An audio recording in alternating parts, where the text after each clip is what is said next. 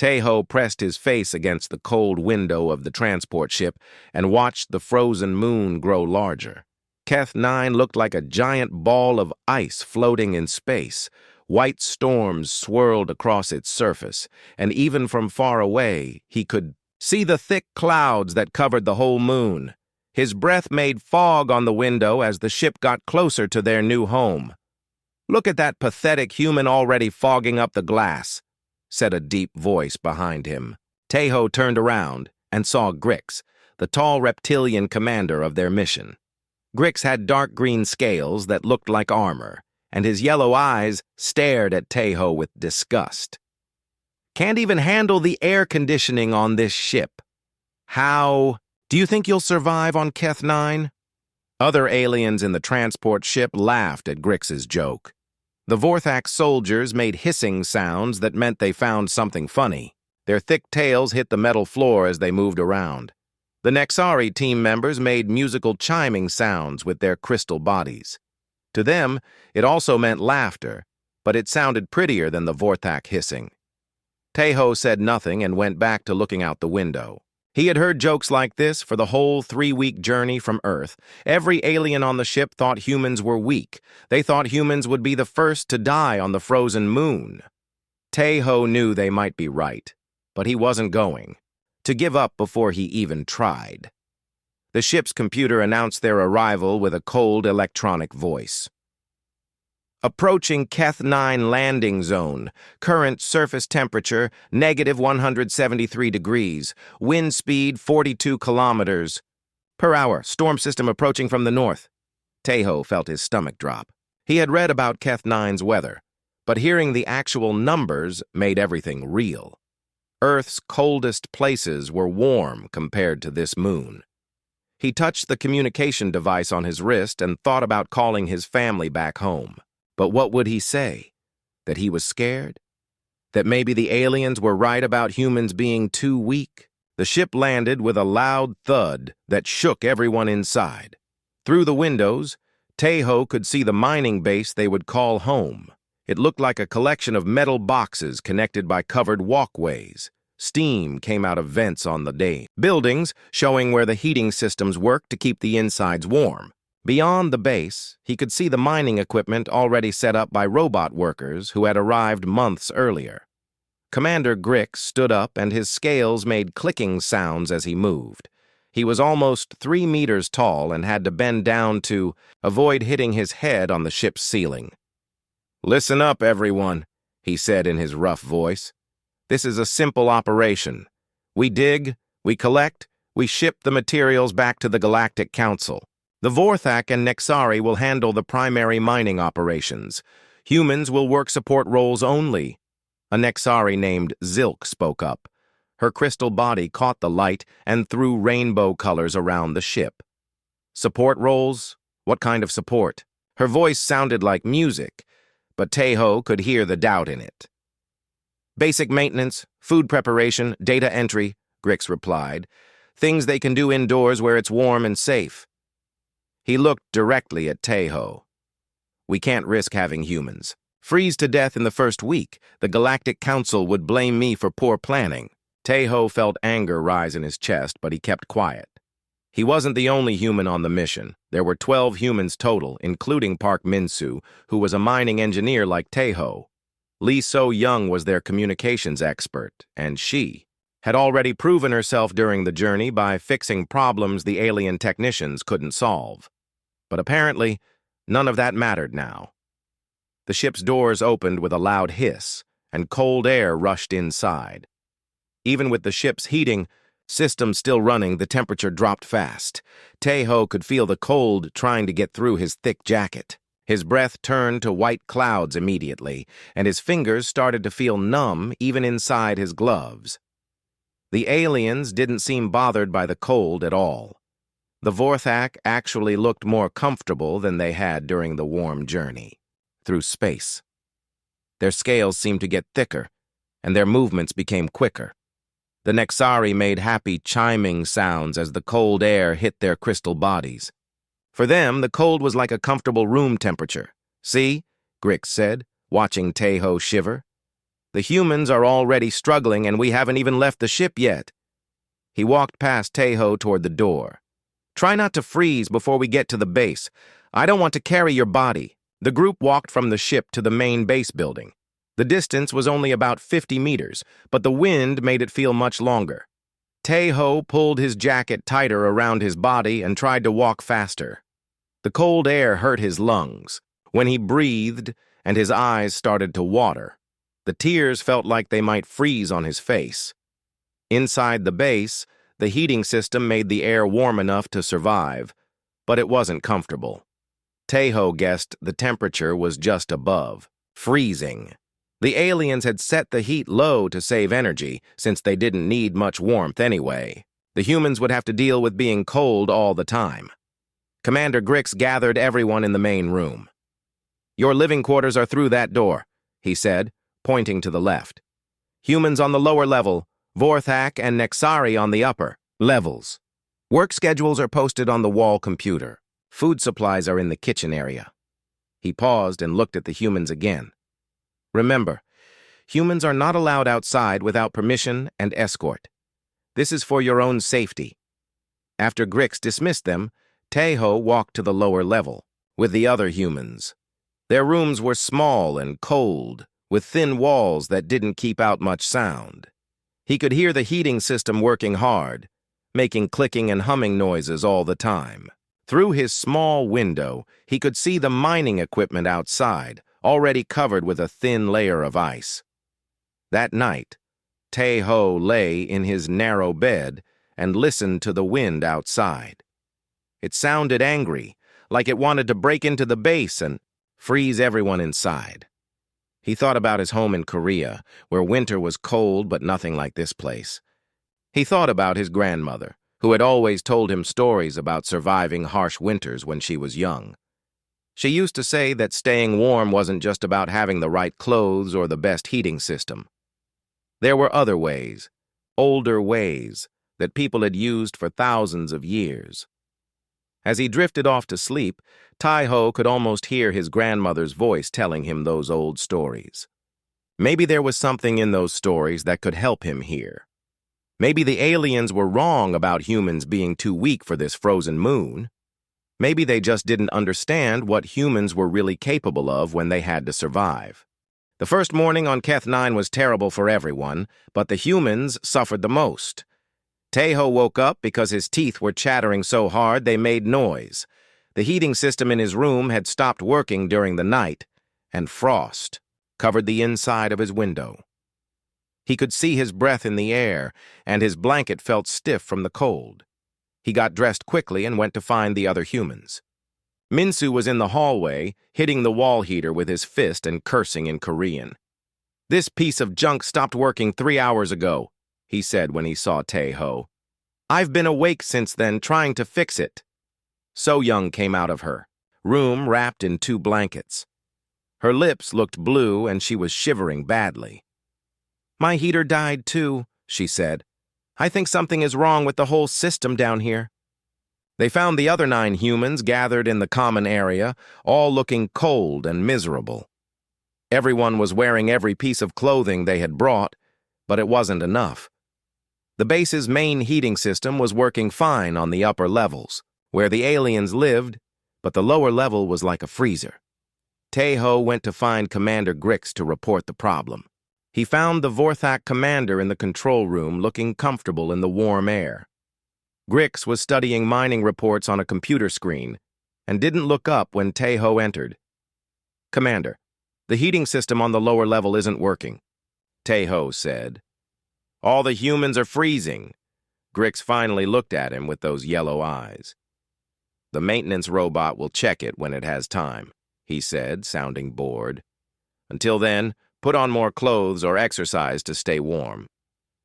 "But Commander, some of us might get sick or—" "The heating system is not my priority today," Grix interrupted. "We have mining operations to start. If you humans can't handle a little cold, maybe you should have stayed on your warm planet." Taeho wanted to argue, but he knew it wouldn't help. He went back to tell the others what Grix had said. They spent the morning trying to fix the heaters themselves, but none of them were heating system experts. By afternoon, they had managed to get 2 heaters working partially, but the lower level was still much colder than anywhere humans should have to live. The real problems started on the 3rd day. The weather outside got worse, with temperatures dropping to negative 190 degrees. The wind got stronger too, making howling sounds that never stopped. Even the aliens started having trouble with their equipment. Tae-ho was in the supply room counting food packages for his assigned job when he heard shouting outside. Through the thick window, he could see 3 Vorthak soldiers near the mining equipment. They were moving strangely, much slower than usual. One of them fell down in the snow and didn't get up right away. A few minutes later, the fallen Vorthak was brought inside by his teammates. His scales had turned a darker color, almost black in some places. He was shaking, just like the humans did when they got too cold. The base's medical system diagnosed him with severe hypothermia, even though Vorthak were supposed to be naturally resistant to cold. "How is this possible?" Grix asked the medical computer. "Vorthak can survive temperatures down to negative 200 degrees. "Environmental conditions on Keth 9 are unusual," the computer replied in its emotionless voice. "Atmospheric composition and wind patterns create thermal effects not found in standard cold environments. Standard cold weather gear is proving insufficient." The next day, it got worse. 2 Nexari team members came back from the mining site with cracks in their crystal bodies. The cold had made them brittle, and the wind had caused stress fractures that spread through their structure like spider webs. One of them, Zilk, had to be put in a special healing chamber to prevent her from completely shattering. Even the advanced alien equipment was failing. The Vorthak had brought military-grade cold weather suits that were supposed to work in any environment. But Keth 9's strange atmosphere and sudden temperature changes made the suits malfunction. Heating elements burned out, and the flexible joints became stiff and cracked. The Nexari had their own technology, crystal matrices that were supposed to regulate their body temperature automatically. But the matrices couldn't adapt fast enough to Keth 9's rapid weather changes. When the temperature dropped quickly, the crystals couldn't adjust in time and developed internal fractures. Tae-ho watched all of this happening and felt confused. The aliens were supposed to be naturally better at surviving in cold environments. Their technology was supposed to be more advanced than anything humans had, but they were suffering just as much as the humans were, maybe even more in some cases. That night, he lay in his cold room and thought about his grandmother again. She had lived through some of the coldest winters in Korean history, back when people didn't have modern heating systems or advanced cold weather gear. She had survived using methods that her own grandmother had taught her, techniques that went back hundreds of years. Tae-ho tried to remember exactly what she had told him during those long winter evenings when he was a child. She had talked about breathing techniques that could warm the body from the inside. She had shown him how to layer clothes in specific ways that trapped air and created insulation. She had taught him exercises that increased blood flow without making him sweat. Most importantly, she had taught him that staying warm wasn't just about fighting the cold. It was about working with it, understanding it, and finding ways to create warmth even in the coldest places. She used to say that the cold was like a wild animal. If you fought it directly, it would win. But if you were smart and patient, you could find ways to live alongside it. As Tae-ho drifted off to sleep, he started to form a plan. Maybe his grandmother's old techniques could work here on Keth 9. Maybe humans didn't need the most advanced technology to survive. Maybe they just needed to remember the wisdom that had kept their ancestors alive through countless harsh winters. The heating system clicked and hummed in the walls around him, working hard to keep the base warm enough to survive. But Tae-ho was starting to think there might be better ways to stay warm. Ways that didn't depend on machines that could break down or technology that could fail. Tomorrow, he decided, he would start testing his grandmother's methods. If they worked, maybe the humans wouldn't be the weak link in this mission after all. Maybe they would surprise everyone, including themselves, with what they could survive. Taeho closed his eyes and let his mind drift back to his childhood in the mountains of Korea.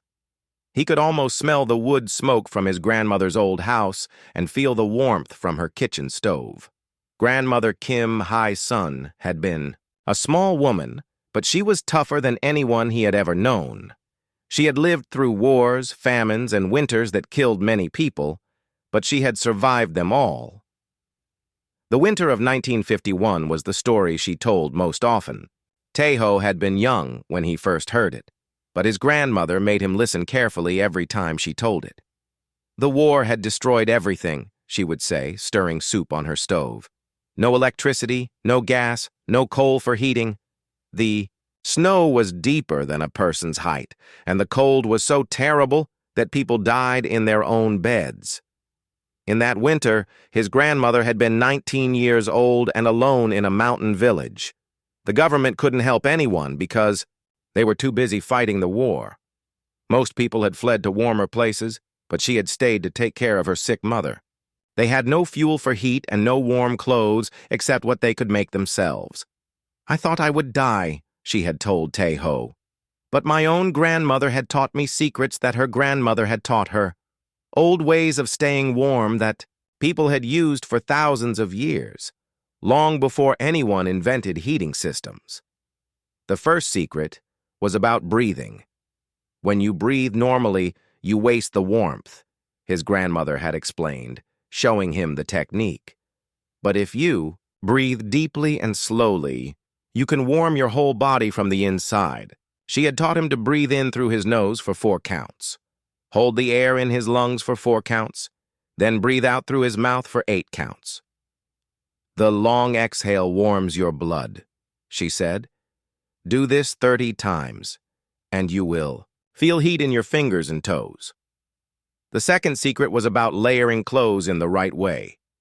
Most people just put on as many clothes as possible, but that was wrong. "Air is the best insulation," his grandmother had said.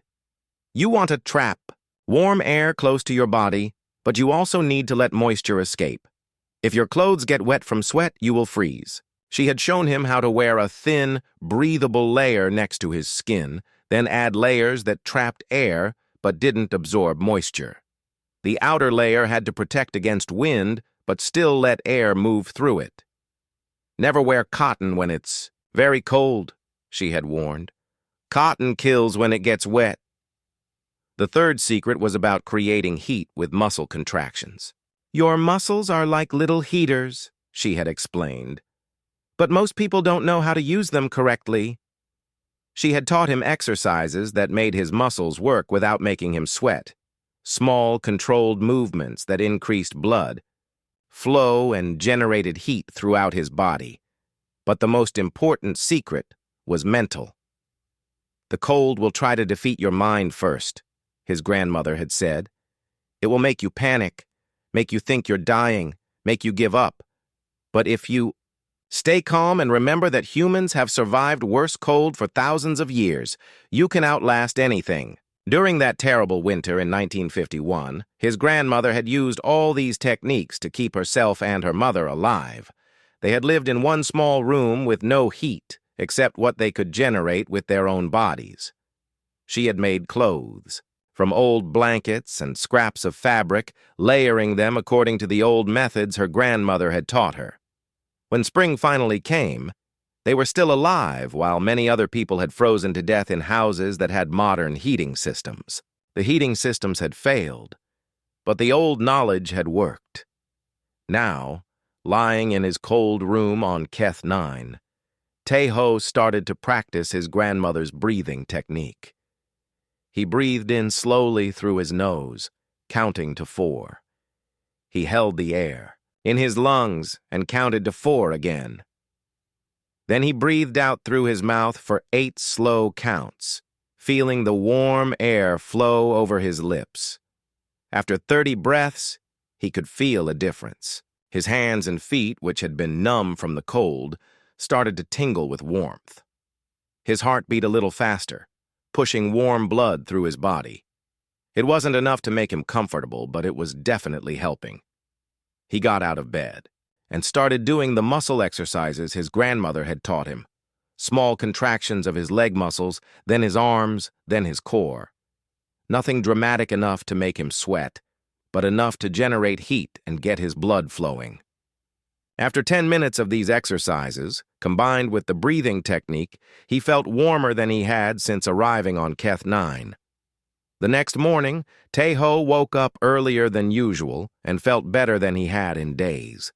The breathing and exercises had worked well enough to let him sleep soundly, even though his room was still very cold. He got dressed using his grandmother's layering method, arranging his clothes to trap air and allow moisture to escape. When he went to the common area, for breakfast, he found the other humans looking tired and miserable. Minsu was coughing, and So Young had dark circles under her eyes from lack of sleep. "How did you sleep so well?" Minsu asked when he saw that Taeho looked rested. "I could hear you sleeping soundly through the wall." Taeho hesitated for a moment.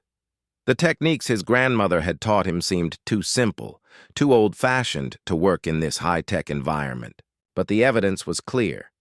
He felt better than anyone else, despite sleeping in the same cold conditions. "My grandmother taught me some old Korean methods for staying warm," he said carefully. "Breathing techniques and exercises. They seem to work pretty well." So Young looked interested. "What kind of techniques?" Taeho explained the breathing method and showed them some of the simple exercises. At first, the other humans looked skeptical. They were all educated engineers and technicians who were used to solving problems with modern technology. Ancient folk wisdom seemed primitive compared to the advanced systems they worked with every day. But after trying the techniques for a few minutes, their attitudes changed. "I actually feel warmer," So Young said with surprise in her voice. "How is that possible?" "Our ancestors survived ice ages without modern heating," Taeho explained, remembering his grandmother's words. "They must have known something we've forgotten."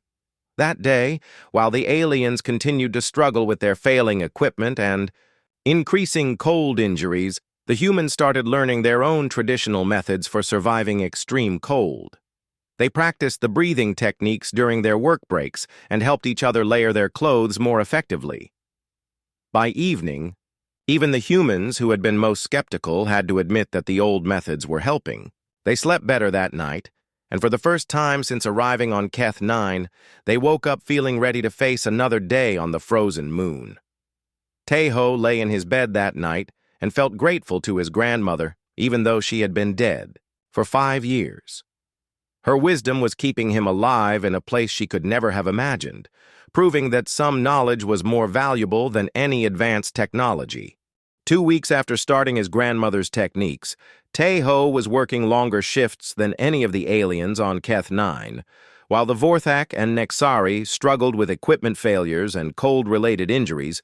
The humans were getting stronger and more comfortable in the harsh environment.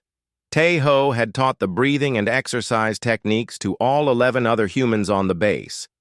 At first, some of them thought it was silly to rely on ancient methods when they had modern technology available. But as their equipment continued to fail and the aliens continued to suffer, the humans found that the old techniques worked better than anything else they had tried. Yoonji Woo, the team's geologist, was especially good at adapting the techniques.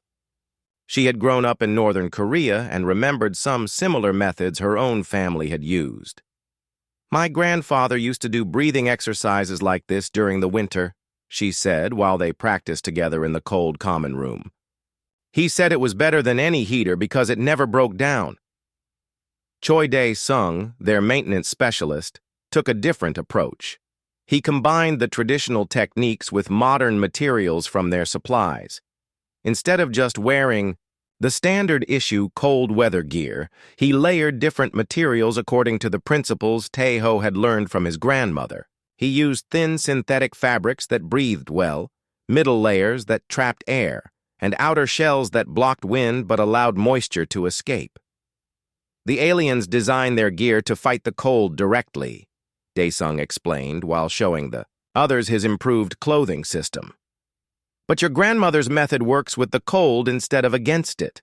We're not trying to create a hot environment around our bodies. We're trying to help our bodies create their own warmth and keep it where it needs to be. The results were impressive. While alien team members were spending more and more time indoors recovering from cold exposure, the humans were volunteering for extra outdoor assignments.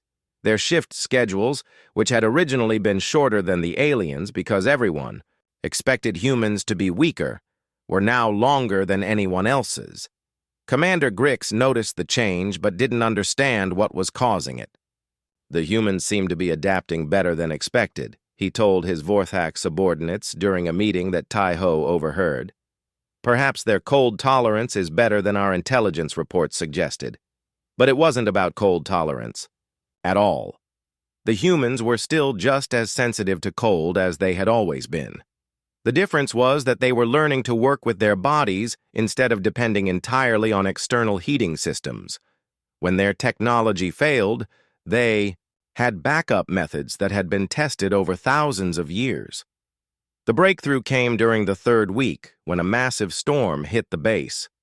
The weather monitoring system recorded temperatures of -205 degrees, with wind speeds over 60 kilometers per hour. It was the worst weather since they had arrived on Keth 9. The storm knocked out power to half the base, including the main heating system. The aliens were trapped in the few rooms that still had working heaters, unable to venture outside or even move around much inside the base. Several Vorthak developed severe hypothermia just from walking through the unheated corridors. 2 Nexari suffered major structural damage when rapid temperature changes caused their crystal bodies to contract and expand too quickly. But the humans kept working. Using their grandmother-inspired techniques, they were able to maintain body heat even in the unheated areas of the base. They repaired damaged equipment, maintained communication systems, and even ventured outside to check on critical mining machinery. Tai-Ho led a team of 4 humans outside during the worst part of the storm. They wore their improved layering systems and used the breathing techniques to maintain warmth while working in the terrible conditions. The job should have taken several hours with a full alien crew using powered heating suits. The humans completed it in 2 hours, using nothing but their adapted techniques and determination. When they came back inside, they found the aliens staring at them in amazement. Grix's yellow eyes were wide with surprise and something that might have been respect. "How did you survive out there?" he asked. "Our instruments showed that the conditions were lethal for any organic life." "We used old human survival methods," Tai-Ho explained simply. "Techniques that our ancestors developed over many generations." "Ancient techniques?" asked Zilk, the Nexari who had recovered from her earlier injuries. Her crystal body chimed with curiosity. "More advanced than our modern thermal regulation systems?" Tai-Ho thought about how to explain it. The techniques weren't more advanced in the way the aliens meant. They didn't use computers or sensors or power sources. They were simple methods based on understanding how human bodies worked and how to help them generate and conserve heat naturally. "Not more advanced," he said finally. "Just different. Your technology tries to create a warm environment around you. Our techniques help our bodies create warmth from the inside and keep it where it's needed most." So Young, who had been watching the conversation, added her own explanation. "It's like the difference between heating a building and teaching the people inside how to stay warm naturally. Both methods work, but one doesn't depend on machines that can break." Over the next few days, the aliens started asking more questions about human survival techniques. They were especially interested after their own technology continued to fail in Keth 9's harsh conditions. Advanced heating systems broke down, sophisticated materials became brittle in the extreme cold, and even military-grade equipment couldn't handle the moon's unpredictable weather patterns. Meanwhile, the humans were thriving. They had adapted their ancient techniques to work with the modern materials and tools available on the base. They created hybrid systems that combined traditional wisdom with contemporary resources, resulting in cold weather capabilities that surpassed anything the aliens had brought with them. Tae-ho realized that his grandmother had been right about more than just staying warm. She had taught him that the best solutions often came from understanding basic principles rather than relying on complex technology. Humans had survived ice ages, harsh winters, and extreme conditions for hundreds of thousands of years. That experience was built into their culture and their bodies, waiting to be remembered and used. As he watched his fellow humans working confidently in conditions that had defeated advanced alien technology, Tae-ho felt proud of his species in a way he never had before. They weren't the weakest members of the galactic community. They just had different strengths. Strengths that came from their long history of surviving difficult conditions through ingenuity, adaptability, and cooperation. The aliens were beginning to understand this too. For the first time since arriving, on Keth 9 they were looking at humans with curiosity rather than dismissal. They wanted to learn rather than just command. And Tae-ho was happy to teach them what his grandmother had taught him so many years ago. The warning came at 3 in the morning when most of the base was sleeping. Loud sirens woke everyone up and emergency lights bathed everything in red. The weather monitoring computer was announcing a massive storm system approaching from the north, bigger than anything they had seen since arriving on Keith 9. Tae-ho rushed to the main control room along with everyone else. The computer screens showed a storm that covered half the moon's surface, with wind speeds over 100 kilometers per hour and temperatures that would drop to negative 220 degrees. The storm would hit their base in less than 4 hours. Commander Grix stood in front of the main display, his scales darker than usual with worry. "This storm is beyond anything our systems were designed to handle," he announced to the gathered crowd. "All outdoor activities are suspended immediately. Everyone must remain inside the main building until the storm passes." "How long will that take?" asked Zilk, her crystal body reflecting the red emergency lights. "The computer estimates 18 to 24 hours, Grix replied. "Maybe longer if the storm stalls over our location." That should have been manageable, but then the real problems started. At dawn, just as the edge of the storm reached them, the main power generator began to fail. The backup systems kicked in, but they weren't designed to handle the full power load of the base during a severe weather event. The heating systems, which were already working at maximum capacity, started shutting down to conserve energy. By noon, half the base was without heat. The temperature inside the unheated areas dropped quickly, reaching freezing within 2 hours. The aliens who had been living comfortably in the warm sections of the base were now trapped in rooms that were barely above the freezing point of water. The Vorthak, despite their natural cold resistance, started showing signs of hypothermia as the indoor temperature continued to drop. Their movements became slow and clumsy, and some of them began to collapse. The Nexari were in even worse condition.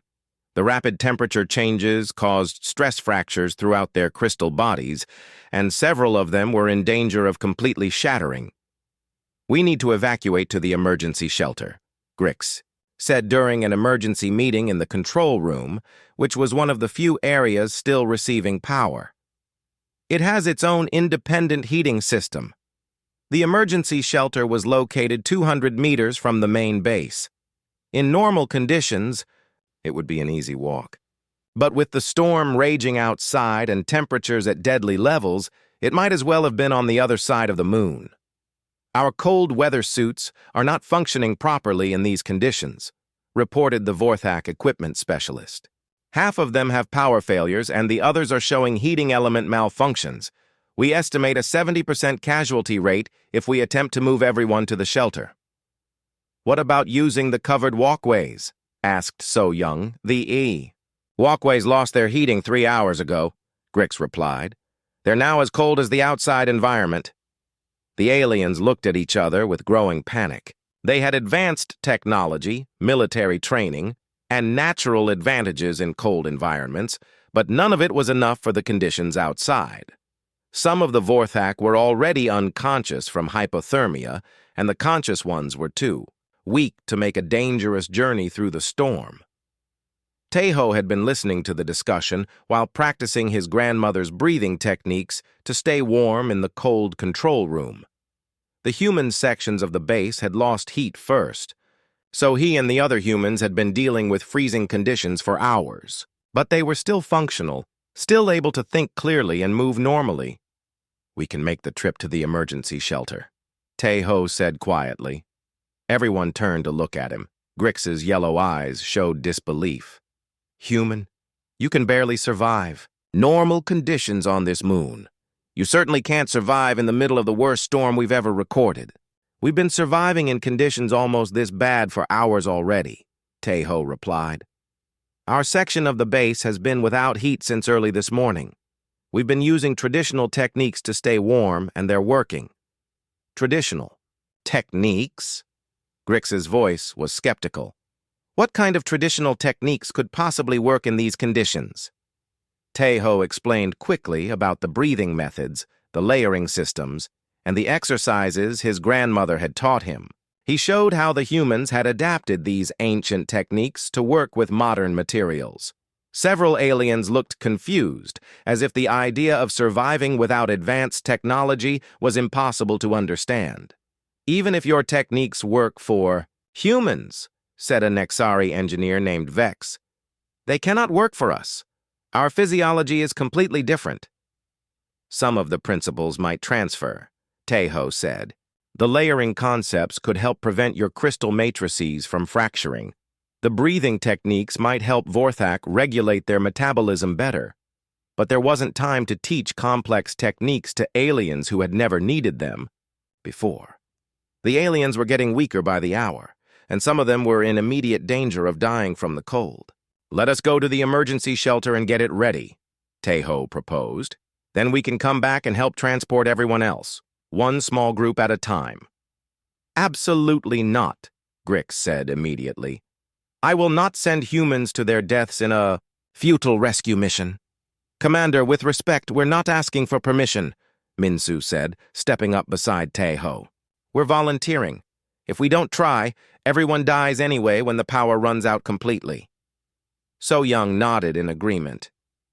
"The backup generators have maybe 6 hours of fuel left. After that, the whole base will be as cold as the outside. At least this way, someone might survive." Grix looked around at his failing team. Several Vorthak were unconscious, and the Nexari were making distressed chiming sounds as cracks spread through their bodies. The heating systems were shutting down one by one as the backup power systems struggled to keep critical life support running. Finally, he nodded reluctantly. "Take whatever equipment you need, but if you die out there, I want it recorded that this was against my direct orders." Tejo and 5 other humans prepared for the journey to the emergency shelter. They layered their clothes according to his grandmother's principles, combined the breathing techniques with physical exercises to generate internal heat, and used materials from the base to improve their protection against the wind. Before they left, Tejo looked back at the aliens who were depending on them to survive. These were the same beings who had laughed at human weakness and assigned them to support roles because they were too fragile for real work. Now those same aliens were trusting their lives to the humans they had dismissed.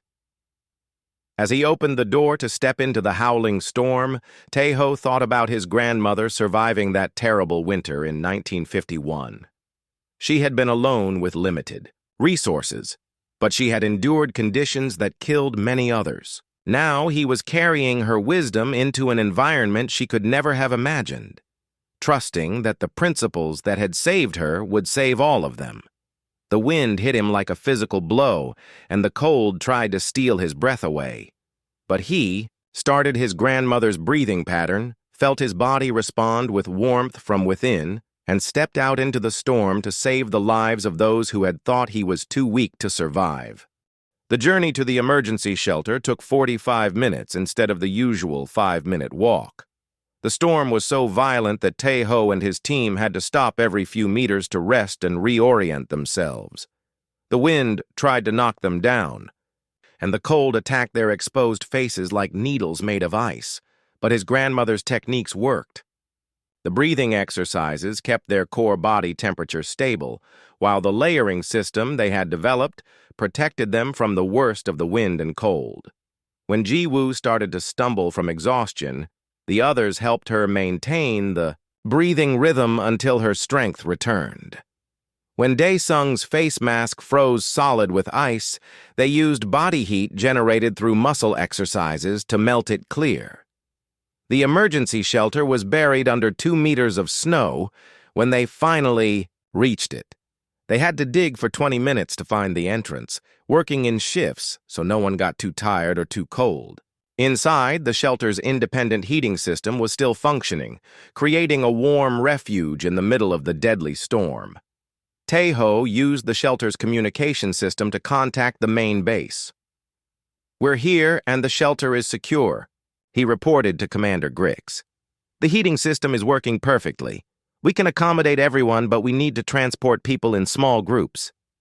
"How many people can you bring at one time?" Grix asked. His voice sounded weaker than before, probably from the cold affecting the main base.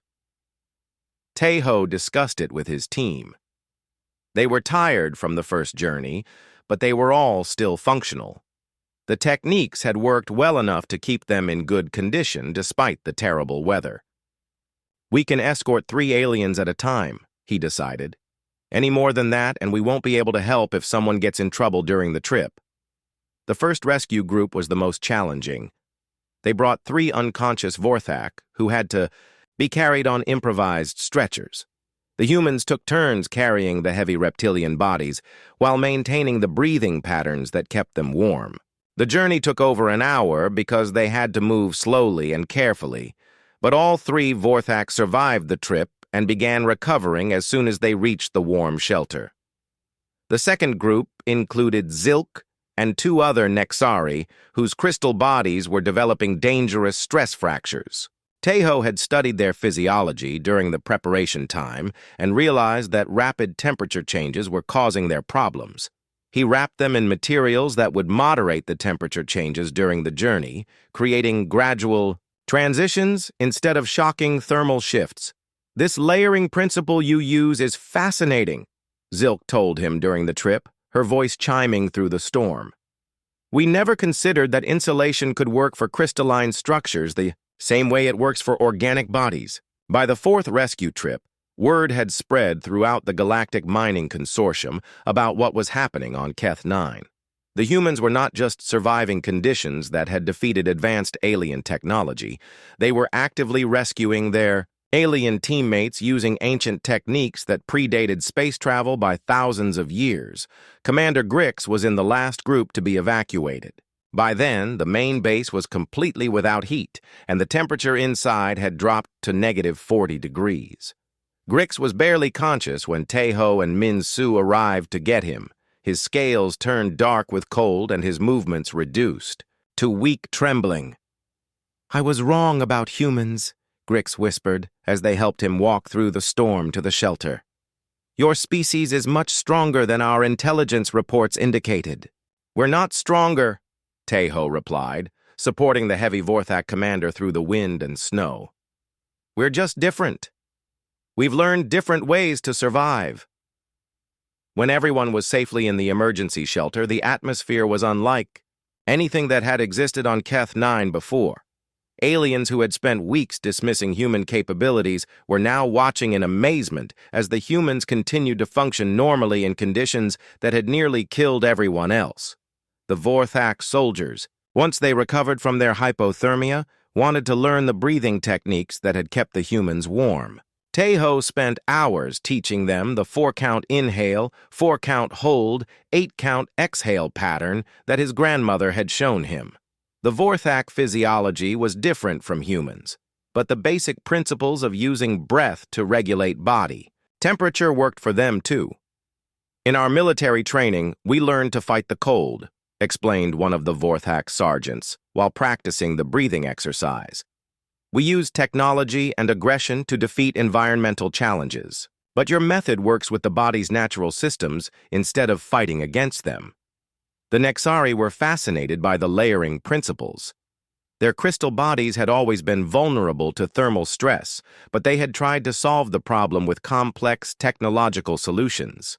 Taeho's grandmother's approach of creating gradual temperature transitions using simple materials was more effective than their advanced thermal regulation matrices. "Your grandmother must have been a brilliant scientist," Vex commented while Taeho helped adjust the insulation around her damaged crystal structure. "These techniques show a deep understanding of thermal dynamics and physiological systems." "She wasn't a scientist," Taeho replied. "She was a farmer's daughter who learned to survive harsh winters. This knowledge came from thousands of years of people figuring out how to stay alive in terrible conditions." Commander Grix, fully recovered from his hypothermia, called a meeting once the storm had passed, and they were preparing to return to the main base. "I need to make an official report about what happened here," he announced.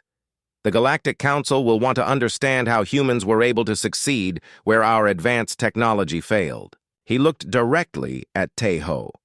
"I also need to revise my assessment of human capabilities. The intelligence reports we received before this mission were clearly inadequate." "What kind of intelligence reports?" So Young asked. "Standard biological assessments," Grix explained. "Physical strength, temperature tolerance, atmospheric requirements. All the data suggested that humans were among the most environmentally limited species in the galactic community." "Those reports probably measured the wrong things," Taeho said. "They tested what our bodies can endure, not what our minds can. Figure out how to survive." Over the next few days, as they worked to repair the main base and get the mining operations running again, the dynamic of the entire mission changed. The aliens no longer treated humans as the weak support crew. Instead, they asked for human input on environmental challenges and cold weather operations. Grix formally requested that humans take leadership roles in all outdoor activities. "Your survival techniques give you operational advantages in this environment that our technology cannot match," he stated in his official report. "Human personnel should be considered our primary cold weather specialists." The most significant change was in how everyone thought about technology and traditional knowledge. The aliens had assumed that more advanced always meant better, but Keth 9 had proven that sometimes older solutions were more reliable than newer ones.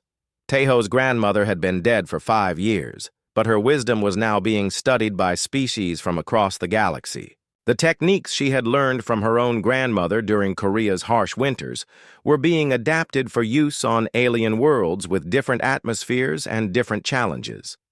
As he watched Vorthak soldiers practicing breathing exercises and Nexari engineers testing layering principles, Taeho realized that his grandmother had given him something more valuable than he had ever imagined. She had passed down knowledge that could save lives anywhere in the galaxy, proving that human survival wisdom was as advanced as any technology the universe had to offer. 3 months after the Great Storm, the mining operation on Keth 9 had become the most successful in the Galactic Consortium's history. The combination of human survival techniques and alien technology was producing results that exceeded all expectations. But their biggest challenge was still waiting in the deep caverns beneath the moon's surface. The geological surveys had identified massive deposits of rare minerals in caves that extended far underground. These deposits were worth more than everything they had collected from surface mining. But there was one major problem. The temperature in the deep caves was negative 250 degrees, colder than anything the galactic community had ever tried to work in.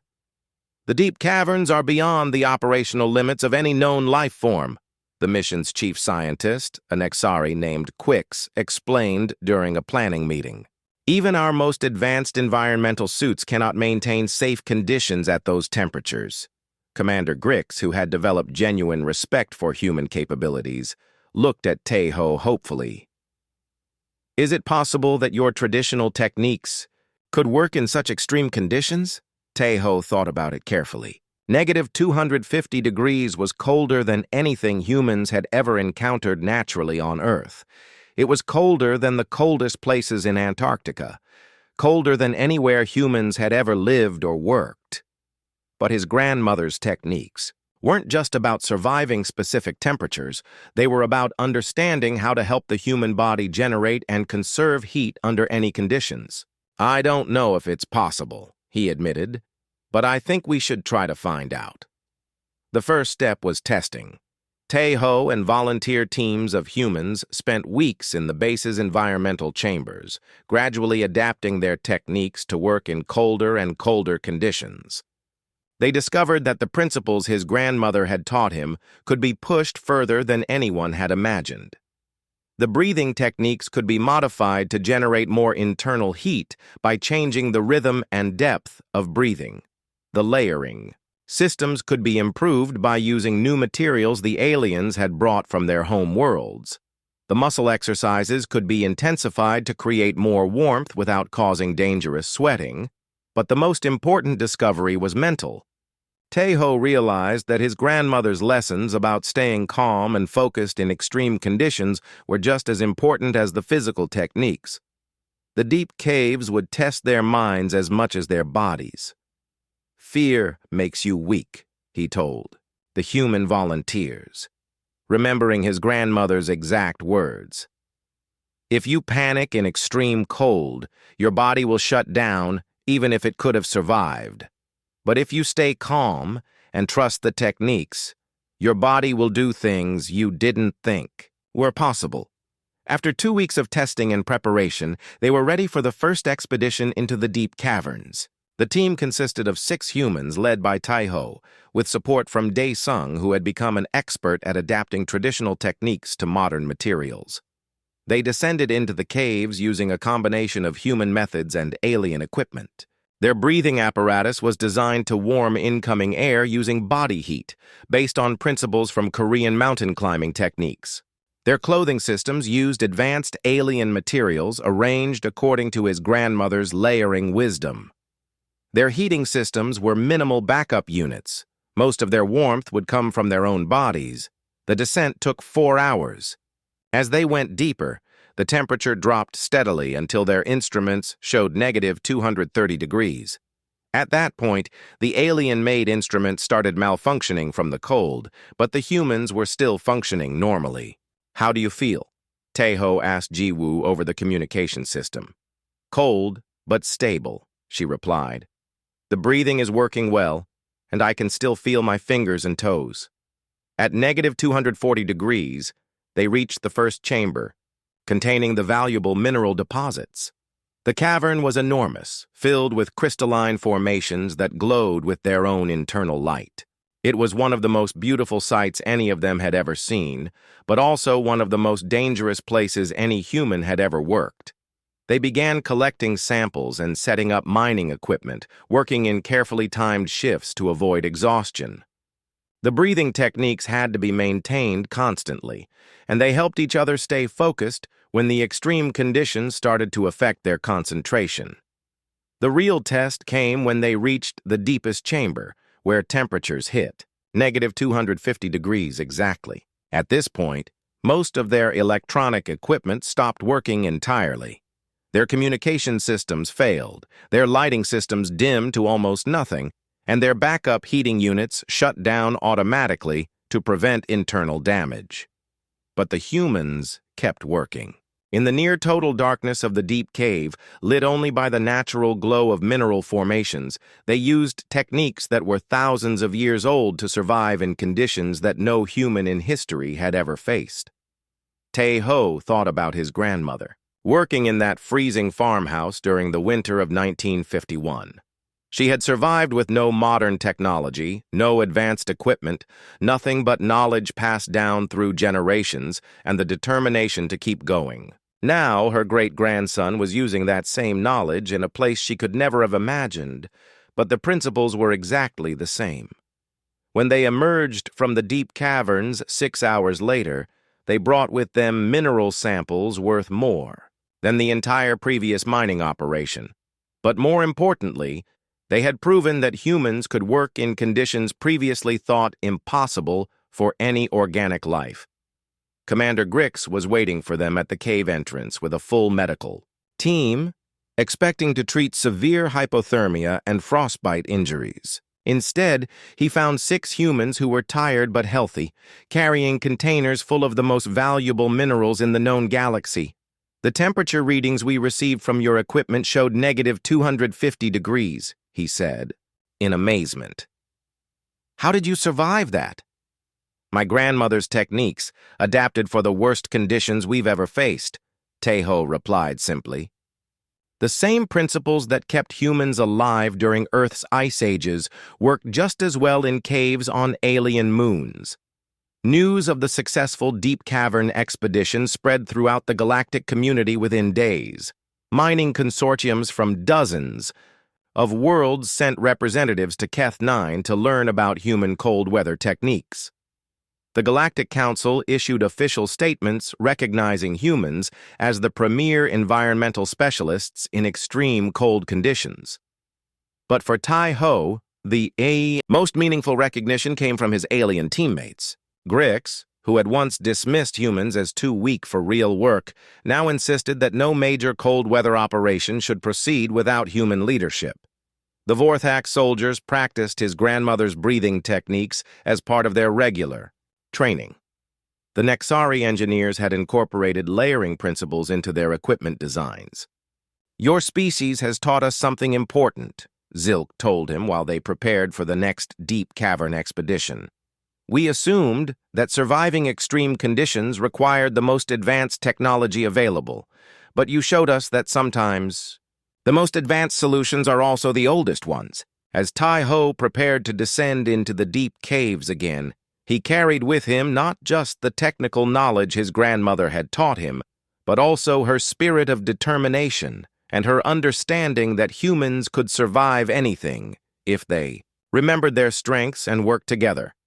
The deep freeze that had been considered impossible for organic life was becoming humanity's specialty, proving once again that his grandmother's wisdom was more valuable than the most advanced technology in the galaxy.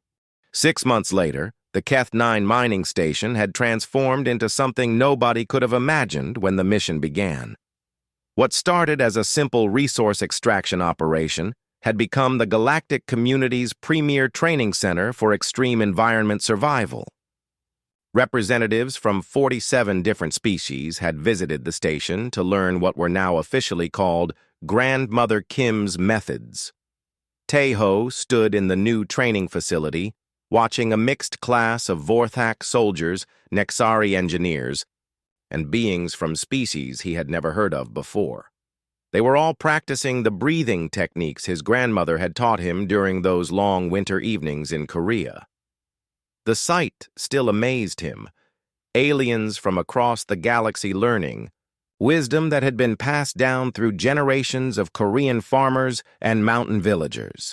Breathe in for 4 counts, he instructed the class, his voice now carrying the authority of someone who had successfully trained thousands of beings in survival techniques. Hold for 4 counts, out for 8 counts. Remember, you're not fighting the cold. You're teaching your body to create warmth from within. The training center had been built using a combination of human design principles and alien construction technology. The result was a facility that could simulate any extreme environment in the known galaxy, from the ice storms of Vorthak home worlds to the crystal freezing conditions of Nexari deep space installations. But the most important part of the facility was the memorial room dedicated to Kim Hai-soon. Tejo had worked with artists from several species to create a display that honored his grandmother's memory and explained how her survival wisdom had become the foundation for galactic cold weather operations. The memorial included recordings of Tejo telling the story of the terrible winter of 1951, when his grandmother had survived conditions that killed many others using nothing but traditional techniques and determination. Visitors from worlds that had never experienced natural cold weather came to understand how humans had developed survival skills over hundreds of thousands of years of evolution and cultural adaptation. Commander Grix, who had been promoted to Director of Extreme Environment Operations for the entire Galactic Consortium, often brought new visitors to the memorial room. This human grandmother never left her home planet, he would tell them. But her knowledge now saves lives on worlds throughout the galaxy. It reminds us that wisdom can come from the most unexpected places. Taeho's official title was now Chief Thermal Survival Specialist, but he preferred to think of himself as his grandmother's student.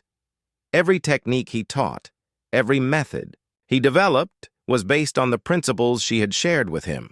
He had adapted her wisdom for use with alien physiology and advanced materials, but the core knowledge remained exactly the same.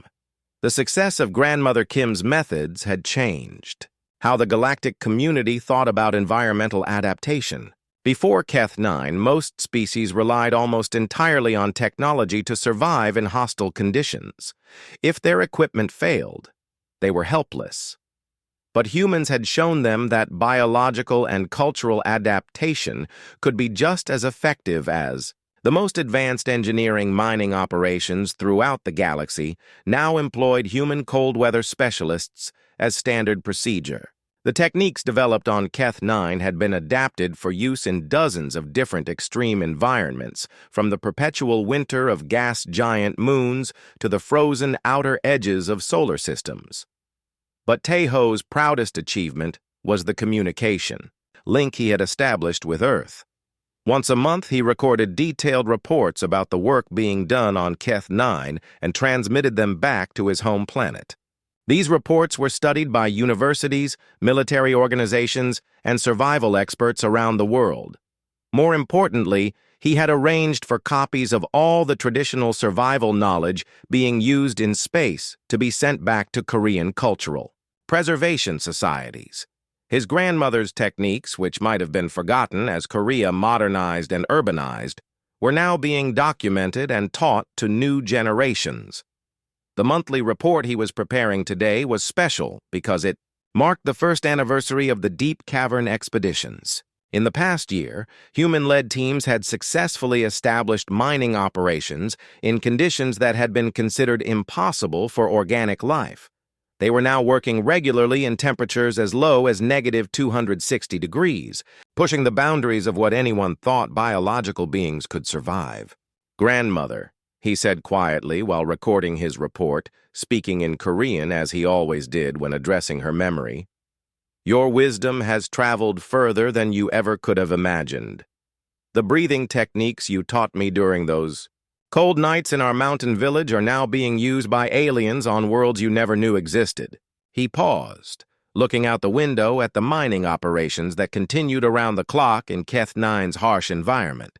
Human teams worked alongside alien specialists, sharing knowledge and techniques that benefited everyone. The cooperation and mutual respect that had developed over the past year proved that different species could learn from each other when they approached problems with open minds. "The aliens have taught us things too," he continued in his report. "Their technology has helped us adapt your techniques to work even better than before. But the foundation is still your wisdom. The understanding that survival comes from working with natural systems instead of fighting against them." The door to his office opened, and So Young entered with a communication device. "Taeho, there's an urgent message from the Galactic Council," she said. "They want to establish training centers based on our methods on 15 more worlds. They're offering you the position of Director of Traditional Survival Knowledge for the entire galactic community." Taeho looked at the message and felt a mixture of pride and overwhelming responsibility. His grandmother's simple survival techniques had grown into something that could affect the lives of billions of beings across the galaxy. The farmer's daughter, who had survived Korea's harsh winter of 1951, had become, through her grandson, one of the most influential figures in galactic environmental science. "What do you think, grandmother?" he asked quietly, touching the small photo of Kim Hae-sun that he kept on his desk. In the picture, she was smiling while hanging laundry outside her house, surrounded by snow but looking completely comfortable. In the cold, he made his decision and turned to So Young. "Tell the Galactic Council I accept the position, but with one condition. Every training center must include a memorial to Kim Hae-sun and the countless other humans throughout history who developed the survival knowledge we're sharing. This wisdom didn't start with me. and people need to understand where it came from. Later that evening, as Keth Nine's strange aurora danced across the sky outside his window, Tae-ho completed his monthly report to Earth. "The techniques you taught me have become the standard for cold weather survival throughout 47 different star systems," he told his grandmother's memory. "Aliens who once thought humans were too weak to survive are now coming to learn from human wisdom. But the most important thing I've learned isn't about staying warm or surviving extreme conditions.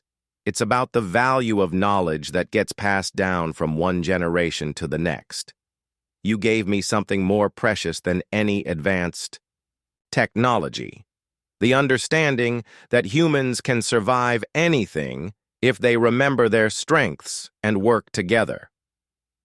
As he transmitted his report back to Earth, Tae-ho knew that somewhere in Korea, in the mountains where his grandmother had lived, and learned her survival skills, people were reading about how her wisdom was saving lives on distant worlds. Her legacy had grown beyond anything she could have imagined, but it remained rooted in the simple truth she had taught him so many years ago.